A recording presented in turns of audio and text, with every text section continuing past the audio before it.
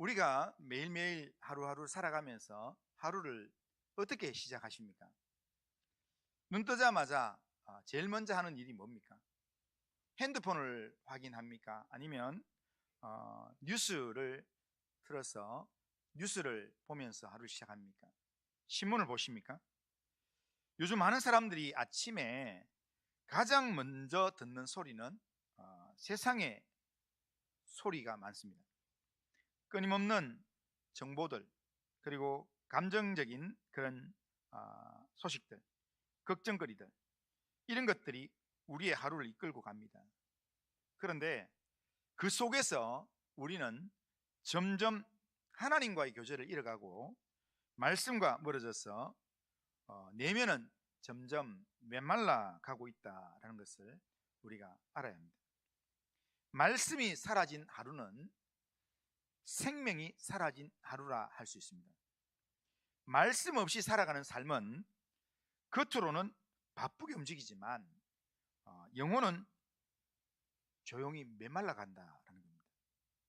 오늘 본문은 마치 우리의 마음의 상태를 거울처럼 보여주는 그런 내용 같습니다. 한 골짜기, 그리고 그 안에 가득한 마른 뼈들, 그 뼈들은 지금 오래전에 생명을 잃고 흩어진 희망이 사라진 그런 존재들입니다. 그런데 오늘 본문에는 그 뼈들이 다시 살아나서 군대가 되는 놀라운 장면이 나옵니다. 그 변화의 중심에는 뭐가 있는가? 하나님의 말씀이 있습니다.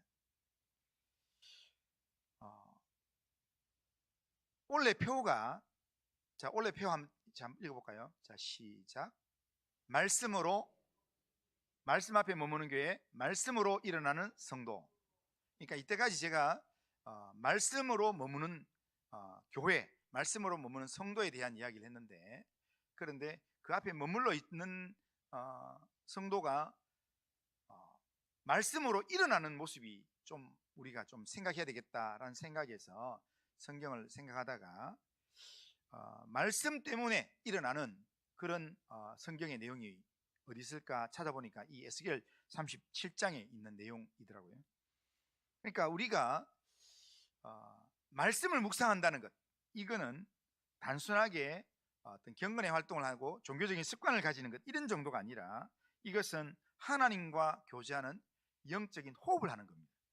그리고 이렇게 말씀 묵상하는 것은 하나님과 교제하며 영적인 호흡하는 그 내용이면서 죽어가는 우리의 영혼이 다시 살아나는 능력이 바로 말씀 묵상이라는 겁니다. 말씀 묵상을 통해서 하나님의 말씀이 내 안에 스며들고 그 말씀이 내 삶을 해석하고 나를 인도하는 그런 삶을 시작하게 되면 내가 살게 된다는 겁니다. 그게 말씀으로 사는 그런 우리의 모습입니다.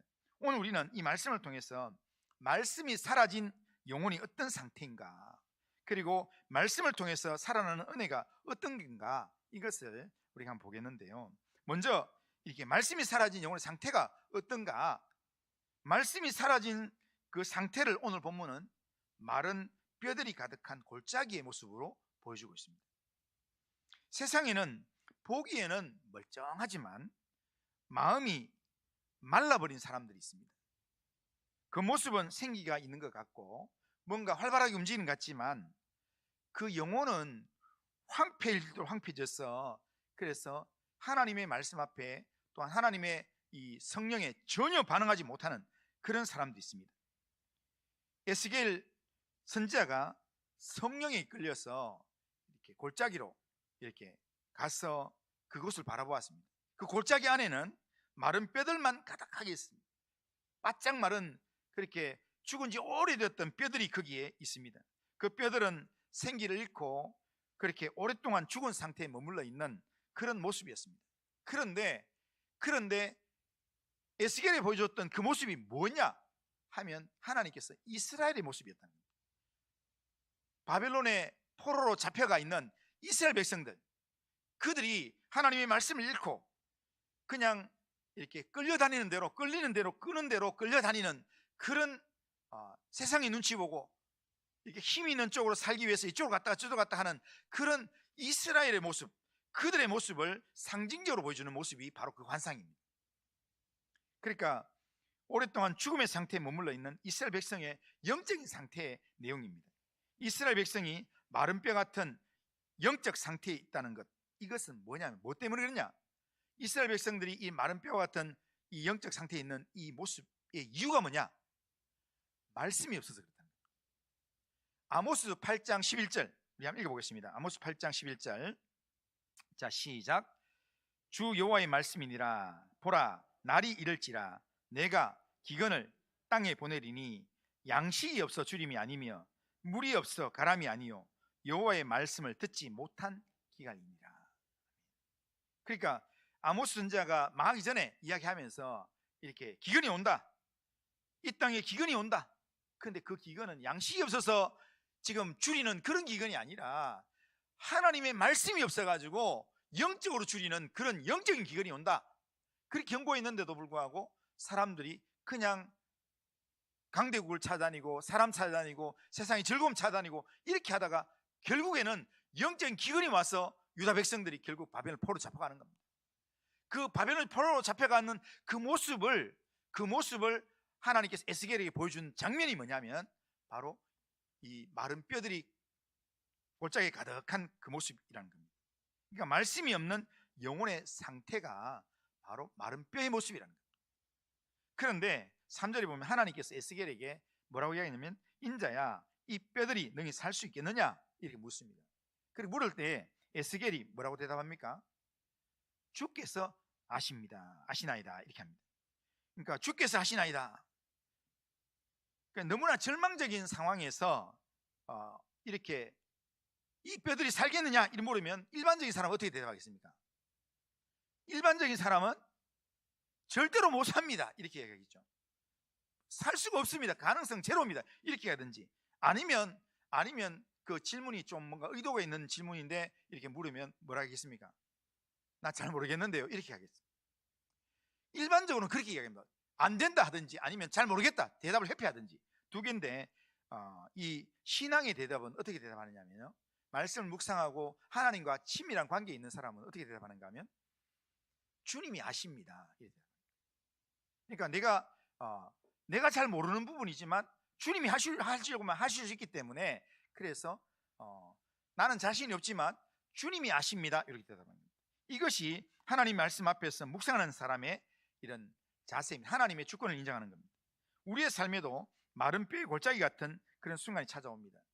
기도가 끊어지고 말씀이 희미해지고 영혼이 메말라가는 그런 시기가 우리의 삶 가운데 일어납니다. 그럴 때 우리는 우리 스스로의 힘으로는 다시 일어설 수 없습니다. 뭔가 아무리 인간적으로 노력하고 인간적인 어떤 예를 쓴다 하더라도 그거는 안 됩니다. 물리적인 자극이나 감정적인 흥분 이런 것으로는 안 됩니다. 된다 하더라도 잠시 되지 또다시 원점으로 돌아가게 되어 있습니다. 말씀 없이 하나님의 생기가 없는 삶은 결국 점점 더 메말라가고 그래서 결국에는 마른 뼈같이 된다는 겁니다. 아무리 지식이 많고 아무리 재산이 많고 인간관계가 넓어서 만날 사람 있는 사람이 많다 할지라도 말씀 없는 영혼은 살았으나 죽은 영혼 같습니다. 걸어다니는 마른 뼈에 불과합니다. 그러니까 우리가 보기에는 그냥 멀쩡한 후대가 멀쩡하게 보이지만 영적인 눈을 열어보면 그 사람은 뼈밖에 남지 않은 그런 모습이라는 겁니다. 그러니까 요한계시록에서 라오디게아 교회를 보면 그렇잖아요. 라오디게아 그 교회 모습이 나는 부족한 게 없다, 괜찮다 이렇게 이야기하지만 전혀 하나님 보시기에는 벌거벗은 모습이고 전혀 이렇게 준비가 되지 않은 가난한 모습이라는 겁니다. 그런 영적인 모습이 실제 있다는 겁니다. 하나님의 말씀이 없는 상태에 곧 영적 무지와 무감각은 죄악보다도 훨씬 더 무서운 상태입니다. 왜냐하면 죄는 회개하면 돼요. 그런데 말씀이 없는 상태는요, 말씀이 없는 자는 회개가 절대 안 돼요. 하나님의 말씀이 없으면 회개가 안 나와요. 말씀이 없는 교회, 말씀 묵상을 하지 않는 교회는 성도는 점점 자신이 영적으로 죽어가게 됩니다. 그런데 문제가 더 심각한 것은 말씀이 없는 성도나 교회는요, 자기가 점점 영혼이 죽어가고 있는데도 그걸 몰라요. 말씀이 없기 때문에. 그 사실조차 인식하지 못한 채 예배는 드리는데 예배가 형식적이 되고, 그래서 예배 그냥 참석을 그냥 목적으로 하는 거예요. 나 오늘 예배 나왔다. 이걸로 그냥 기도도 그냥 습관이 돼서 그냥 기도 시간에 그냥 고개 숙이고 누구 기도하는 소리 듣고 그냥 기도하는 것으로 만족하고, 내가 기도는 절대로 못해요. 점점 그렇게 나가는 겁니다. 그러므로 이런 마른 뼈들이 가득한 골짜기의 환상을 내 삶에 한번 적용해 보는 것, 그게 진짜 영적으로 가치 있는 일입니다. 오늘 말씀에서 마른 뼈들의 골짜기의 그 내용을 한번 가져와서 혹시나 내 모습이 그렇게 마른 뼈의 모습으로 전락하고 있지 않은가, 이 부분들을 우리가 한번 점검해 볼 필요가 있습니다. 진정한 회복은 내 현 주소를 제대로 파악하는 게 중요한 겁니다. 아무리 많은 대안을 이야기하더라도 내 모습을 못 보면, 나는 늘 선줄로 생각하는데 늘 누워 있다면 그 사람은 절대로 이렇게 영향 있는 삶을 살지 못합니다. 지금 내가 마른 뼈와 같은 상태라는 것, 하나님 말씀이 내 안에 없다면, 하나님 말씀대로 살려고 몸부림치는 그런 모습이 아니라면, 내가 마른 뼈와 같은 상태라는 것을 인정하고 하나님의 말씀을 향해서 내가 다시 한번 반응하는 것, 그게 우리한테 꼭 필요한 모습입니다. 하나님 말씀은 살아 있습니다. 말씀이 묵상될 때 비로소 우리 영혼이 회복의 길을 걸어갈 수 있습니다. 성경을 읽고 묵상하는 시간, 이거는 단지 그냥 성경 공부하는 시간 정도가 아니라 하나님께서 죽은 뼈를 향해서 생기를 불어넣는 시간입니다. 그러니까 하나님의 말씀을 내가 묵상해야 내 마른 뼈에 하나님의 생기를 하나님께서 불어넣는 그런 역사가 일어난다는 겁니다. 오늘도 말씀 앞에 머물면서 또한 말씀으로 또한 내 삶을 조명해 보면서, 그러면서 말씀이 깨달아질 때 깨달은 말씀대로 내가 이 말씀대로 살아야 되겠다, 그러면서 말씀 앞에 일어서는 그런 성도의 삶이 되어야 합니다. 그렇게 될 때 말씀 때문에 내 영혼이 살아나고 일어나는 삶을 살게 된다라는 겁니다. 자, 두 번째, 오늘 본문을 통해서 우리가 살펴볼 것은 죽은 자를 살리는 능력으로서의 말씀을 우리가 한번 봐야 됩니다. 에스겔이 바라본 골짜기에는 마른 뼈들이 가득했습니다. 그러나 하나님께서 그 죽은 뼈들을 향해서 놀라운 명령을 내리십니다. 4절 한번 읽어보겠습니다. 자, 4절 한번 읽어보겠습니다. 자, 눈 뜨고 4절 한번 읽어보겠습니다. 자, 큰 소리로 한번 읽어보겠습니다. 시작. 또 내게 이르시되 너는 이 모든 뼈에게 대언하여 이르기를 너희 마른 뼈들아 여호와의 말씀을 들을지어다. 아멘. 자, 이렇게 뼈들한테 이렇게 외치라는 겁니다. 뼈들에게 모든 뼈에게 대언하여 이르기를 너희 마른 뼈들아 여호와의 말씀을 들으라, 이렇게 이제 외치라는 겁니다. 그런데 우리가 생각하기에는, 인간적으로 생각하기에는 정말 이게 의미 없는 행동입니다. 이미 마른 뼈인데 그게 뭐 외쳐봐야, 예? 그러니까 지금 길거리 가다가 나무들 아니면 뭐 이렇게 우리 교회 화단에 있는 나무들한테 나무들아 성령 충만을 받아라, 나무들아 이렇게 이야기하는 게 어떻게 보면 좀 우스운 이야기 같잖아요. 그런데 이미 죽어버린 뼈들에게 이런 말 한 자체가 아주 비합리적인 것으로 보일 수도 있습니다. 하지만 하나님의 말씀은 죽지 않습니다. 하나님의 말씀은 살아 있습니다. 하나님의 말씀은 죽은 자도 살리는 능력이 말씀 안에 있습니다. 말씀은 단순한 음성이나 이 말이 아니라 하나님의 말씀에는 능력이 있습니다. 처음 하나님께서 말씀으로 빛을 창조하셨듯이 빛이 있으라 하니까 빛이 생기고, 하나님의 말씀 때문에 모든 것들이 살아나는 것처럼 죽은 자를 살리는 능력도 하나님의 말씀에 있다는 겁니다. 자, 히브리서 4장 12절 히브리서 4장 12절 자, 읽어보겠습니다. 시작.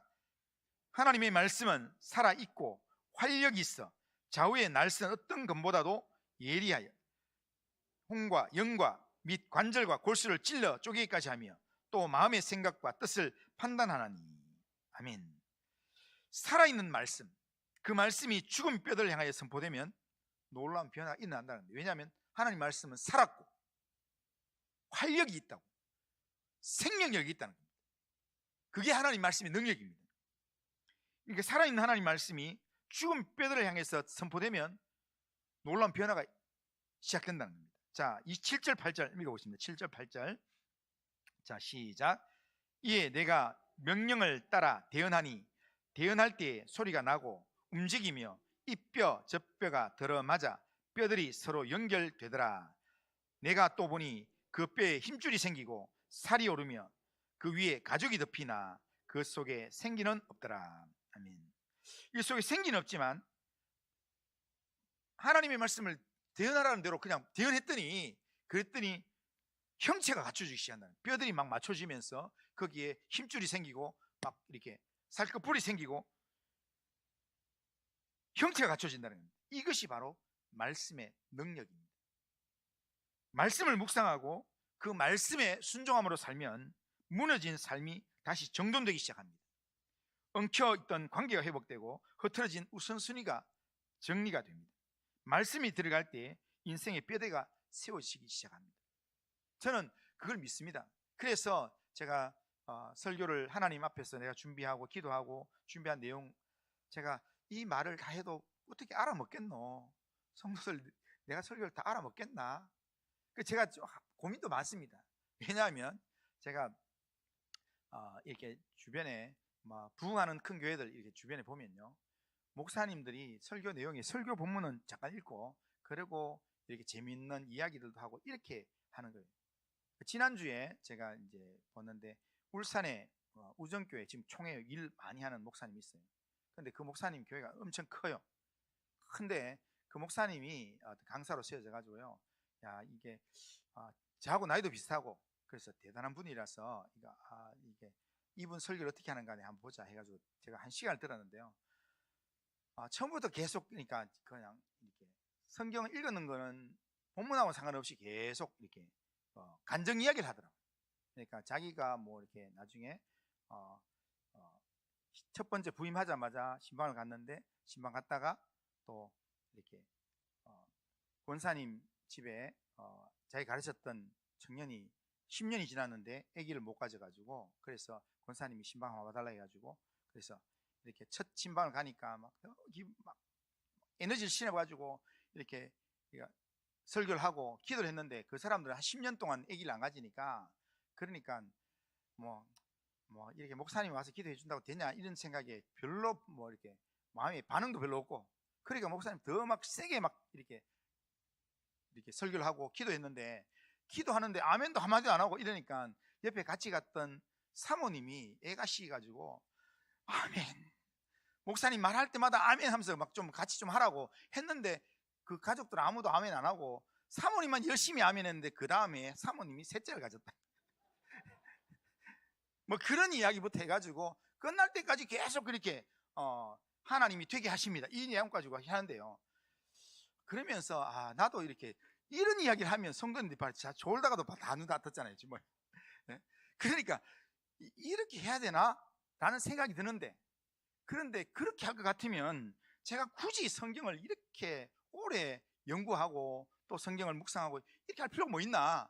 하나님이 나를 대언자로 세우실 때는 성도들에게 이 말씀을 가지고 뭔가 성도들에게 가르쳐 주려고 하나님께서 나한테 성경을 읽게 만들고 묵상하게 만들고 했는데, 이제 그런 마음에 저는 고민하면서요, 그래도 나는 하나님께서 오늘 내게 주신 본문의 말씀 가지고 성도들에게 대언하라고 하는 말씀을 알아듣든지 못 알아듣든지 나는 그냥 하나님 주신 내용대로 논리적으로 좀 하여튼 최대한 논리적으로 내가 좀 쉽게 내가 전한다, 이런 마음으로 준비하고요. 그래서 또 한 번 더 또 좀 조정해보고 이렇게 하면서 내가 합니다. 그런데 제가 전에도 다 못 알아들을 것 같지만, 그러나 여기에 하나님께 대언하라고 하면 여기에 에스겔 골짜기에 그 마른 뼈들 중에 살아날 영혼들이 있기 때문에 하나님께서 저에게 이런 말씀을 전하라고 하시는 줄로 믿습니다. 그런 믿음 때문에 제가 전하는 겁니다. 그런데 여기 보면 하나님의 말씀이 막 선포되는데, 그 말씀 때문에 말씀이 들어가니까 거기에 힘줄이 생기고 뼈대가 생기고 뼈가 맞춰지고 형체가 생기고 이렇게 된다는 겁니다. 단순한 형식의 회복만으로 그렇게 되는 게 아니지만, 하나님의 영이 함께하는, 생기가 함께하는 하나님의 말씀이 들어갈 때, 하나님의 말씀이 우리 안에 진리로 능력으로 그렇게 작동될 때, 그 말씀이 우리의 생각과 감정과 행동을 바꾸는 그런 성령의 역사가 막 시작되면 진짜 회복이 막 된다는 겁니다. 말씀 한마디 때문에 우리의 이때까지 고민해왔던 모든 문제에 대한 고민이 다 해결되면서, 그 문제는 분명히 그대로 있고 상황 그대로 있지만 말씀 한마디 때문에 마음에 무너졌던 마음이 다시 힘을 얻게 되고, 그러면서 영적인 도전을 할 수 있는 그런 영적인 상태가 된다는 겁니다. 그런 능력이 어디 있는가? 하나님 말씀에 있다는 겁니다. 하나님 말씀이 우리 안에 선포되고 하나님 말씀이 우리 안에서 살아나면 그런 영적인 회복이 일어나는 줄로 믿습니다. 하나님께서는 에스겔을 통해서 다시 한번 명령했습니다.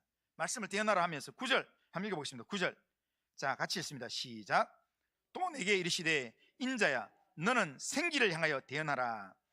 생기에게 대언하여 이르기를 주 여호와께서 이같이 말씀하시기를 생기야 사방에서부터 와서 이 죽음을 당한 자에게 불어서 살아나게 하라 하셨다 하라. 아멘. 하나님의 말씀은 단순한 음성이 아닙니다. 단순한 소리가 아닙니다. 성령의 생기와 함께 하나님 말씀이 딱 들려질 때 죽은 자가 살아나게 된다는 겁니다. 이때로부터 비로소 하나님의 말씀이 영이 되고 생명이 되어서 존재를 바꾸는 변화의 역사가 막 시작된다는 겁니다. 오늘 우리에게 필요한 게 뭔가? 필요한 것 뭐냐? 이렇게 물었을 때 필요한 것, 생기를 부르는 하나님의 말씀이 우리에게 필요하다는 겁니다. 하나님의 생기가 담긴 하나님의 말씀이 우리 안에 채워지면 우리가 어떤 상황 가운데 다 견뎌낼 수 있습니다. 하나님을 향한 말씀의 묵상은, 하나님 말씀의 묵상은 단순히 지식을 내 머릿속에 담는 게 아니라 죽은 뼈를 향한 생명의 명령이면서 회복의 첫걸음입니다. 성경 읽고 성경을 되새기고 말씀을 삶에 적용하면서 순종할 때 하나님의 생기가 우리 안에 불어넣어지면서, 그러면서 죽은 자가 살아나는 영적인 은혜가 우리에게 있게 된다는 겁니다. 우리 영혼을 살리는 이런 말씀을 사모해야 합니다. 그리고 이 말씀을 우리가 쓸 수 있어야 합니다. 그러니까 에스겔 선지자가 하나님 말씀대로 이렇게 마른 뼈들을 향해서 외치는 것처럼, 마른 뼈들아 살아나라, 생기야 들어가라 이야기했던 것처럼 우리 영혼을 향해서, 우리 시편에도 그런 게 있잖아요. 마음이 불안하고 이 답답해하는 영혼을 향해서 내 영혼아 어찌하여 불안해하는가, 너는 하나님을 바라라 이렇게 외치는 것처럼 우리 영혼이 집중이 안 되고 우리 영혼이 정말 하나님 말씀에 반응하지 못할 때 영혼아 하나님의 말씀 앞에 반응할지어다, 하나님의 말씀에 귀를 기울일지어다, 우리 스스로를 향해서 외쳐야 합니다. 말씀을 읽는데도 듣지도 않고 그럴 때는 그래 가만히 있는 게 아니라 내 영혼을 향해서 말씀에 끼어날지어다 우리 자신을 향해서 외쳐야 합니다. 우리 영혼을 향해서 외칠 때 하나님의 말씀은 능력이 될 줄로 믿습니다. 마지막으로 우리가 오늘 본문을 통해서 살펴볼 것은, 자 말씀을 받을 때, 우리가 말씀을 받았을 때 우리에게 나타난 결과가 뭐냐라는 겁니다. 에스겔이 생기를 향해서 대언하자 마침내 죽은 뼈들이 살아나고 하나의 군대를 이루게 된다라고 이야기합니다. 이 장면은 단순히 개인의 회복을 넘어서 교회의 회복, 그리고 나아가서 사명자의 회복을 의미합니다.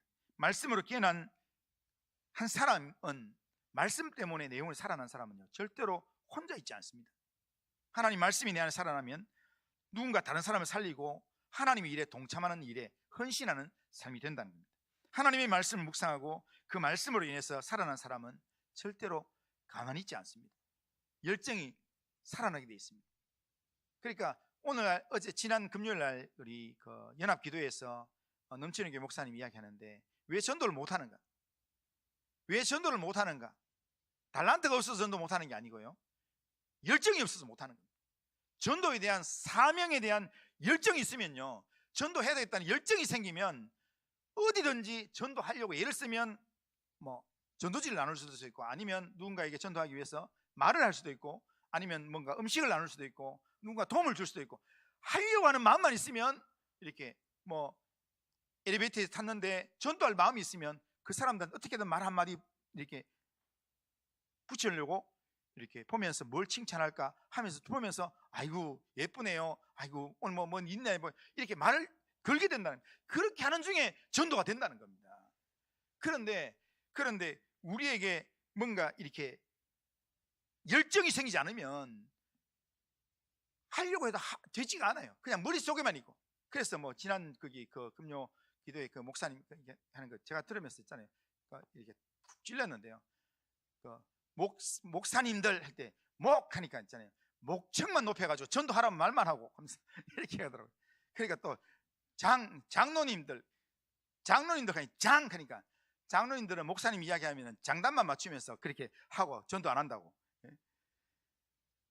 실제 우리의 삶에서 그런 열정이 없기 때문에 안 하는 거예요. 그런데 그 열정이 어디서 생기는가? 하나님의 말씀이 우리 속에서 이렇게 역사하기 시작하면 그 말씀이 우리에게 정말 나를 살게 만들면 나를 가만히 있게 만들지 않습니다. 하나님의 말씀이 결국엔 그 말씀을 살아내도록 하나님께서 내게 자꾸 힘을 주신다는 겁니다. 자연스럽게 예배자가 되고 자연스럽게 복음의 증인이 되고 기도자가 되고 섬김의 사람이 된다는 겁니다. 마치 마른 뼈가 군대가 되는 것처럼 하나님의 말씀을 받은 사람이 세상을 향해 나가는 사명자의 삶을 살게 된다는 겁니다. 말씀을 묵상하는 성도는 내 기분을 따라 사는 사람이 아니라 말씀을 묵상하는 성도는 하나님의 말씀을 따라 살게 됩니다. 요동치는 이 세상 가운데서 하나님 말씀을 붙들고 말씀을 기준으로 삼고 말씀을 통해서 하나님의 뜻을 분별합니다. 이들은 영적 군사로서 영적 전쟁에 참여하게 되고 또 진리의 말씀을 붙들고 묵묵히 영적인 싸움을 싸우는 그런 삶을 살게 됩니다. 그런 측면에서 보면 오늘날 우리 교회에 필요한 것은 다른 게 아니라 말씀으로 일어나는 성도가 필요하고 말씀으로 살아난 군대 같은 그런 성도들이 필요하다는 겁니다. 말씀을 통해 살아난 성도는 말씀의 사람이 됩니다.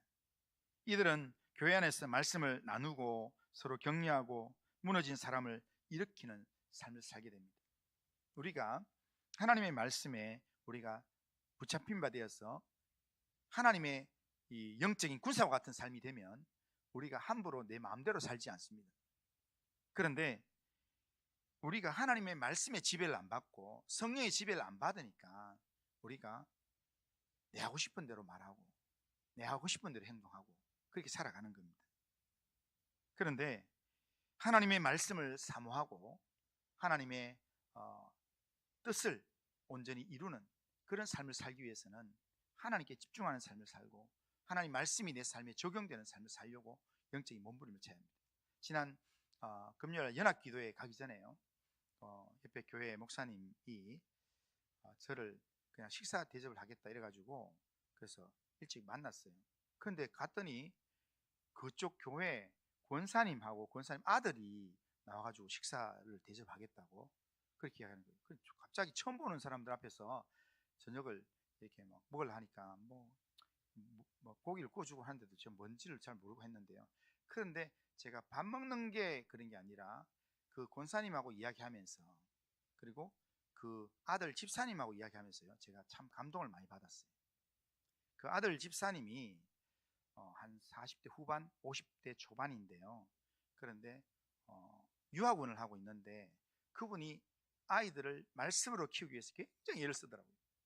그 아이들을 자기 아들 3명인데 지금 초, 중, 고 이렇게 있는 아이들을 지금 방학이 되면 한 달 동안 저기 어딥니까 여기 있는데요. 저기 어딥니까 저기 화명동에 사는데요.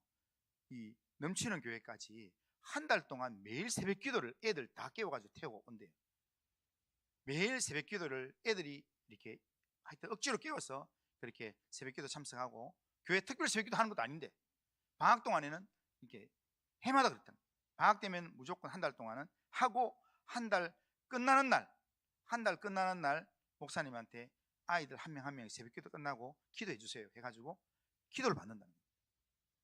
그렇게 해서 애들을 신앙으로 키우겠다 이런 마음으로 철저하는데, 근데 그게 대단한 게 아니라 제가 참 충격받았던 거는 이분이 예배를 되게 사모하더라고요. 이상철 집사님인데요. 예배를 너무 사모하는데 캐나다 출장을 갔어요. 캐나다 출장을 갔는데 목요일 날 캐나다 출장을 마치고 오는데 거의 한 하루 반이 걸리는데 캐나다에 눈이 엄청나게 많이 왔어요. 거기서 캐나다에서 이렇게 캐나다 어느 도시에서 토론토로 갔다가 토론토에서 비행기 타고 와야 되는데 눈이 너무 많이 와서 이렇게 비행기가 연착이 되고 이래서 그 항공사 쪽에서 거기서 눈 때문에 안 되니까 하룻밤을 거기서 호텔을 잡아줄 테니까 하룻밤 자고 그리고 나중에 비행기를 타고 오면 어떻겠나 이랬는데, 이분이 주의를 지키기 위해서요. 목요일 날 거기서 이야기는 더 빠르게 할 방법 없나 이랬더니 거기서 바로 일본으로 갈 수 있는, 다른 공항을 안 거치고 일본으로 가는 비행기 있다 해가지고 일본으로 왔다가 일본에서 인천공항으로 이렇게 오는데 눈 왔는 것 때문에 막 연착되고 했는데도 불구하고 16시간 걸렸대요. 16시간 걸려가지고 결국에는 토요일 날 새벽에 인천에 5시 도착해가지고, 그래서 새벽 5시에 또 공항버스를 타고 부산으로 내려와서 그리고는 토요일 날 쉬고 주일 예배를 드린다는 거예요. 그러니까 자기는 주일 예배를 지키는 일을 위해서 그만큼 애를 쓰면서 목숨을 겁니다. 정말 제가 이렇게 호텔에서 이렇게 하루 잡아주는, 공짜로 잡아주는 거기에 묵을 수도 있지만 시간을 그렇게 하면 약 한 35시간 정도 시간이 지체되기 때문에 주일 못 지키기 때문에, 그래서 이렇게 좀 공항에서 딜레이 하더라도 16시간 만에 한국에 들어올 수 있도록 그렇게 했습니다. 그 이야기 하는데요, 제가 눈물이 핑 돌더라고요. 그 고기를 먹어서 정말 기분이 좋은 게 아니라 성도가 이렇게 예배를 사모하면서 이렇게 예배 드리려고 하는 그 모습의 성도가 있다는 게, 이 옆에 목사님이 제 옆에 앉았는데요, 그 목사님 보니까 되게 부러웠어요, 제가. 그러면서 그 집사님이 교회를 위해서 그렇게 열심히 예배를 참석하고 아이들 양육하려고 하는 그런 모습을 보니까, 그러니까 이 교회는 진짜 되겠다, 되는 교회다라는 생각이 들었어요. 그러니까 저는 생각해요, 하나님의 말씀을 사모하고 하나님의 은혜를 사모해서 그 하나님의 말씀이 내 영혼을 살리기 위해서 그렇게 영적으로 몸부림치는 사람, 하나님이 절대로 그 사람 그냥 내버려 두지 않습니다. 하나님께서 그 영혼이 마침내 복을 받도록 하나님께서 그 인생을 책임져 주실 줄로 믿습니다. 하나님의 말씀은 마른 뼈와 같은 그런 우리의 영혼을 살리는 능력의 말씀입니다. 그러기에 하나님의 말씀 그냥 대충 듣지 마시고, 하나님의 말씀이 내 영혼의 양식이다, 나를 살리는 능력의 말씀이다, 이렇게 생각하고 하나님의 말씀을 매일마다 묵상하고 매일마다 이 말씀을 내 마음 가운데 새기고 말씀 붙들고 그 말씀대로 살려고 영적으로 몸부림치는 그런 성도님들 다 되시기를 주님의 이름으로 축원합니다.